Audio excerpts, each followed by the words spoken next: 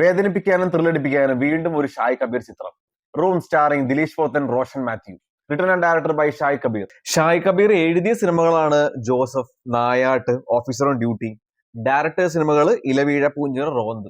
അപ്പൊ തന്നെ ഡയറക്ടറിന്റെയും ആ റേഞ്ച് നമുക്ക് മനസ്സിലാവല്ലോ. ഈ സിനിമകളൊന്നും കണ്ടില്ലെങ്കിൽ കണ്ടു നോക്കാം.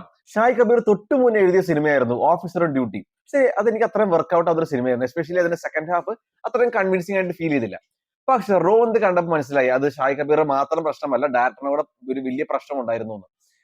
റോന്ത് എന്തൊരു ഇന്റൻസ് ആയിട്ട് വളരെ റിയലിസ്റ്റിക് ആയിട്ട് തന്നെയാണ് ഷായ് കബീർ കഥ പറഞ്ഞിരിക്കുന്നത്. എല്ലാ പോലീസ് സിനിമകളും നമ്മുടെ കണ്ടു തീർപ്പിക്കുന്ന പോലെ തന്നെ ഈ ഒരു സിനിമയിലും അഴിമതി, ഇന്നർ പൊളിറ്റിക്സ്, പേഴ്സണൽ ട്രാജഡി അതെല്ലാം കാണിച്ച് പോലീസുകാരുടെ രണ്ട് വശവും വളരെ ഹാർഡ് ഹീറ്റിംഗ് ആയിട്ട് തന്നെ പ്രസന്റ് ചെയ്തിട്ടുണ്ട്. റിയലിസ്റ്റിക് ഈവന്റ്സ് ഒക്കെ കാണിച്ച് അത് കണക്ട് ആക്കി രണ്ട് കഥാപാത്രങ്ങളുടെ കഥ പറയാന്നൊക്കെ വെച്ചാൽ അത് കുറച്ച് കോംപ്ലിക്കേറ്റഡ് പരിപാടി തന്നെയാണ്.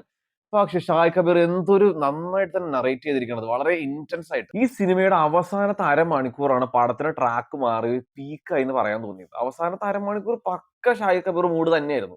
രണ്ട് പോലീസുകാർ നൈറ്റ് പെട്രോളിനായിട്ട് ഇറങ്ങുന്നു. അതിനുശേഷം അവർ കടന്നു പോകുന്ന കുറെ ഇൻസിഡൻസ് ആണ് സിനിമയുടെ കഥ. ആ ഇൻസിഡൻസ് അവരുടെ ജീവിതത്തെയും അവരുടെ ക്യാരക്ടേഴ്സിനെ എങ്ങനെ ബാധിക്കുന്നു, അതിലൂടെ അവരുടെ ആ ഒരു ക്യാരക്ടർ ആർക്ക് കംപ്ലീറ്റ്ലി അങ്ങ് എക്സ്പ്ലോർ ചെയ്യുന്നു. അതൊക്കെയാണ് ഈ സിനിമയിലൂടെ പറഞ്ഞു പോകുന്നത്. ഇതിലെ ഓരോ ഇൻസിഡൻസും ഓരോ ഈവന്റ്സും അവരുടെ ക്യാരക്ടേഴ്സും എന്തൊരു വൃത്തിക്ക് വളരെ ഡീറ്റെയിൽഡ് ആയിട്ട് എഴുതിക്കണം. നല്ല ഇമോഷണൽ ഡെപ്ത് നമുക്ക് തന്നെ നല്ലോണം ഫീൽ ചെയ്യും. ഇതിൽ രണ്ട് പോലീസ് ഓഫീസേഴ്സ് ആണ്, ദിലീഷ് പോത്തൻ, റോഷൻ മാത്യു. ഇവർ രണ്ട് പേരിലാണ് കംപ്ലീറ്റ് സിനിമ ഫോക്കസ് കൊടുത്തിരിക്കുന്നത്. ആൻഡ് ഇവർക്ക് രണ്ടുപേർക്കും ഈ ഹോൾ സിനിമ 2 മണിക്കൂറും സ്വന്തം ഷോൾഡേഴ്സിൽ കൊണ്ടുപോകാൻ സാധിച്ചിട്ടുണ്ട്. എസ്പെഷ്യലി ദിലീഷ് പോത്തന്റെ ക്യാരക്ടർ കുറച്ച് ചൊറിയനാണെങ്കിലും ബെസ്റ്റ് ക്യാരക്ടർ കൊടുത്തേക്കുന്നത് ഒരു കുറച്ച് ഒരു ഹ്യൂമൻ ആയ ക്യാരക്ടർ തന്നെയായിരുന്നു.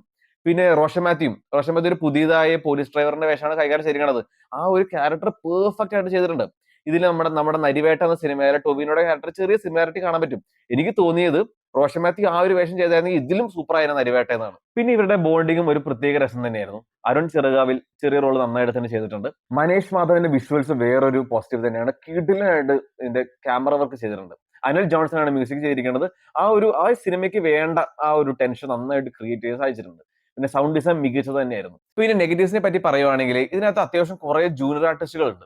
അപ്പൊ ഇതിനകത്ത് പോലീസ് അവരൊക്കെ നന്നായി ചെയ്തിട്ടുണ്ട്. പക്ഷെ ബാക്കിയുള്ളവരൊക്കെ പക്ക പ്ലാസ്റ്റിക് ആക്ടിങ് ആണ്, നമുക്ക് കണ്ടറിയാൻ പറ്റും. പിന്നെ നമ്മുടെ റോഷൻ മാത്യുക്ക് ഒരു ട്രോമ പാസ്റ്റ് ഉണ്ട്. അപ്പൊ അത് കണക്ട് ചെയ്ത് കുറച്ച് ഇൻസിഡൻസ് കാണിക്കുന്നുണ്ട്. അത് വെച്ച് റെപ്പിറ്റേറ്റീവ് ആയിട്ട് കാണിക്കുന്ന പോലെ നമുക്കൊരു ഫീൽ വരും. അല്ലാണ്ട് ഈ സിനിമ നെഗറ്റീവ്സ് ഒന്നും പറയാനില്ല. പിന്നെ ഓഫീസർ ഡ്യൂട്ടി പ്രതീക്ഷിച്ച് പോരുത്. ഇതൊരു പക്ക ഒരു ഇന്റൻസ് റോഡ് മൂവിയാണ്, ത്രില്ലർ റോഡ് മൂവിയാണ്. ഷായ് കബീറിന്റെ മുന്നത്തെ സിനിമയുടെ അത്ര സീരിയസ് അല്ലെങ്കിലും ഒരു സീരിയസ് നറേഷൻ തന്നെയാണ് ഇതിനകത്ത് ഫോളോ ചെയ്തിരിക്കുന്നത്. മൊത്തത്തിൽ പറയുകയാണെങ്കിൽ റോന്ത് ഒരു മസ്റ്റ് വാച്ച് സിനിമയാണ്. ഷായ് കബീർ ഡിസപ്പോയിന്റ് ചെയ്തിട്ടില്ല. പിന്നെ വേറൊരു സർപ്രൈസും ഉണ്ട്. അത് നിങ്ങൾ തന്നെ തിയേറ്ററിൽ കണ്ട് സർപ്രൈസ് ആയിക്കോട്ടെ.